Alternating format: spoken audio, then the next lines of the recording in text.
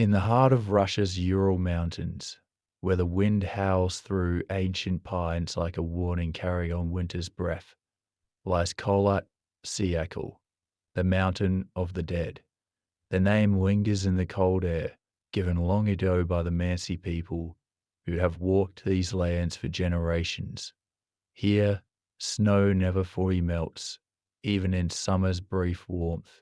Towering pines stand like silent sentinels, their branches heavy with frost, the earth holding its breath as if waiting for something unseen. In February 1959, 9 experienced hikers vanished without a trace, leaving behind a mystery that has haunted investigators for over 60 years.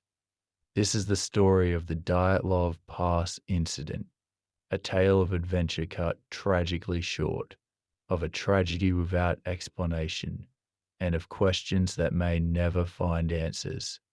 The journey began as an ambitious expedition, reflecting the spirit of a generation eager to test its limits against the Soviet wilderness.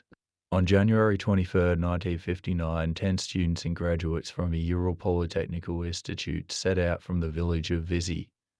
Their leader was 23-year-old Igor Dyatlov, a skilled mountaineer and engineer whose passion for the outdoors was matched only by his determination. Their destination was a Tordon mountain, a formidable peak promising challenge and beauty. These were seasoned adventurers, each with years of experience in mountaineering, skiing, and survival. They carried the best equipment available: wool-lined tents, sturdy skis, and provisions carefully calculated for the journey. Their confidence was matched by deep respect for the wilderness, born from years of facing its dangers. One member, Yuri Yudin, fell ill early and turned back, sparing him from the fate that awaited the others. The remaining 9 pressed on, undeterred by the biting cold and growing isolation. By early February, they reached the edge of the wilderness, setting up base camp below Kholat Syakhl. Their plan was to ascend the mountain the next day. The last known photograph captures them smiling, bundled in wool and fur, their breath visible in the frigid air. They looked like a team on the brink of adventure, unaware of the darkness awaiting them. On February 12th, Dyatlov was expected to send a telegram to their sports club upon returning to Vizy. The message never came. Days passed in silence, and concern turned to alarm. A search party was organized. Volunteers, military personnel, and local Mansi guides who knew the terrain best. What they found would send shockwaves through the Soviet Union. The first sign was their abandoned tent, found on the slopes of Kholat Syakhl. It stood eerily intact, its fabric torn open from the inside, as if the occupants had slashed their way out in desperation. Inside, clothes, boots, and equipment were scattered across the snow, as though the hikers had fled in panic. Footprints led away from the site, some barefoot, others in socks, as if they had left without dressing properly. The tracks descended toward a nearby forest, where the first grim discoveries awaited. Beneath a towering cedar tree, the bodies of Yuri Doroshenko and Yuri Krivonishenko were found. They were dressed only in their underwear, their skin pale against the snow. Branches above them were broken up to 15 feet high, as if someone had climbed in a frenzy, perhaps searching for something or fleeing from it. Nearby, the remains of a small fire suggested they had tried to stay warm, but the sub-zero temperatures were too much. Why would 2 experienced hikers strip down in such conditions? What could have driven them to abandon their clothes and risk hypothermia? More bodies were found between the cedar tree and the tent. Igor Dyatlov, Zeneto Kolmogorova, and Rustam Slobodin lay as if they had been attempting to return to camp. Their poses suggested they had fallen, where they stood, overcome by hypothermia. But troubling details emerged.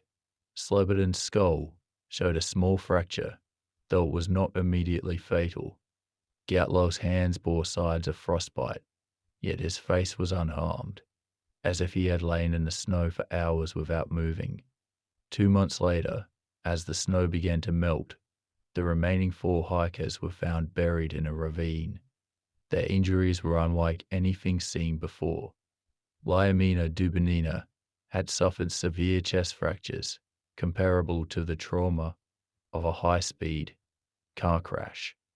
Alexander Zolotaryov had similar injuries, along with missing eyes and part of his tongue. Alexander Kolovatov and Nikolai Brignolis had sustained skull fractures. These were not the kinds of injuries expected from a fall, an avalanche, or even an animal attack. They were violent, inexplicable, and deeply unsettling. The Soviet investigation concluded that the hikers had died due to an unknown compelling force. The files were classified, buried under Cold War secrecy, and for decades the Dyatlov Pass Incident remained a whispered legend. But as time passed, theories emerged, each in an attempt to explain the unexplainable. One theory suggests an avalanche forced the hikers to flee their tent in panic. Proponents point to the torn fabric and footprints as evidence of a sudden, terrifying event. But skeptics raise valid questions. The tent was pitched on a gentle slope, not prone to avalanches. There were no signs of recent snowslides, and the injuries did not match those of avalanche victims. Why would they flee without proper clothing, leaving behind gear that could have saved them? Another theory involves infrasound, low-frequency sound waves that can induce panic. Some speculate such waves, perhaps generated by wind or shifting earth, could have driven the hikers to flee in terror. But infrasound is common in nature, and there is no evidence it was present that night in any unusual form.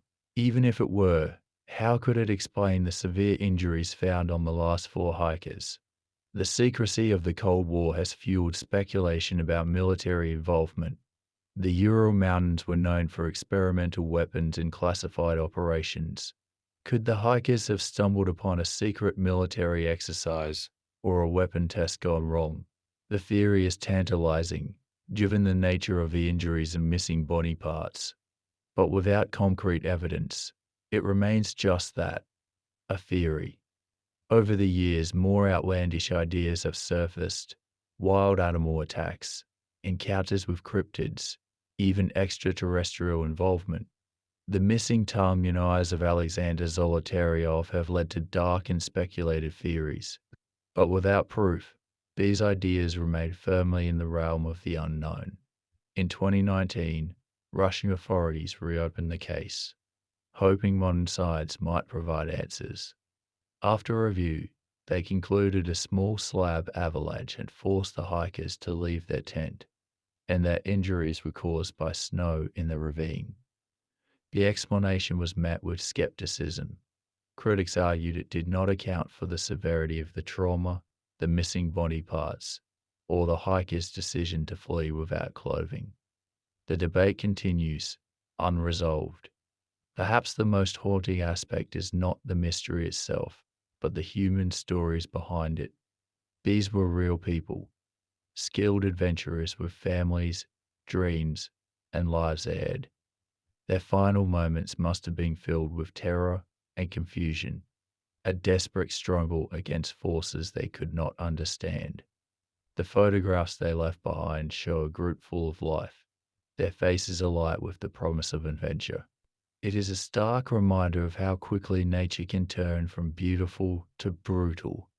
Today, Kholat Syakhl still stands, silent and imposing, its slopes covered in snow. Every season, hikers, researchers, and visitors journey to the site, some hoping for answers, others to pay their respects. Memorials honor the 9 who lost their lives, their names etched into the landscape they loved.